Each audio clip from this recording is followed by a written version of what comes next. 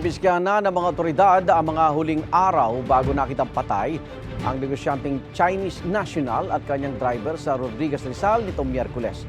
Ang van na huli sinakyan ng mga biktima na hulikam na inabandona sa Quezon City. May unang balita si James Agustin. Mag-aalas 8 ng gabi noong March 29 na makunan sa CCTV camera ang van na ito na mula sa EDSA ay pumasok sa Seminary Road sa Barangay Bahay Toro, Project 8, Quezon City. Pumarada ang van sa gilid ng kalsada. Matapos ang halos 2 minuto, bahagya itong umusad. Makikitang may bumaba sa passenger side ng sasakyan.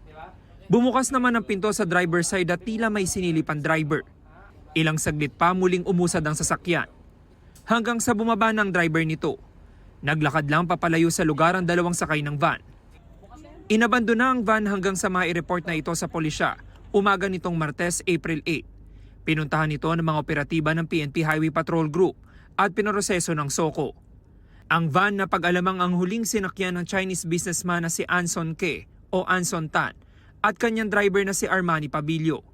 Huli sila nakitang buhay noong March 29 ng hapon habang paalis sa opisina ni Ke sa Valenzuela. Nitong Miyerkules ng umaga, April 9, bangkay na ng matagpuan ng 2 sa Sitio Odyongan sa Barangay Macabud, Rodriguez Rizal. Nakasilid ang mga bangkay sa mga nylon bag. Nakaduct tape ang mga mukha ng mga biktima at nakatali ang mga kamay patalikod. Bumuo na ang PNP ng Special Investigation Task Group para tutukan ang isinasagawang investigasyon.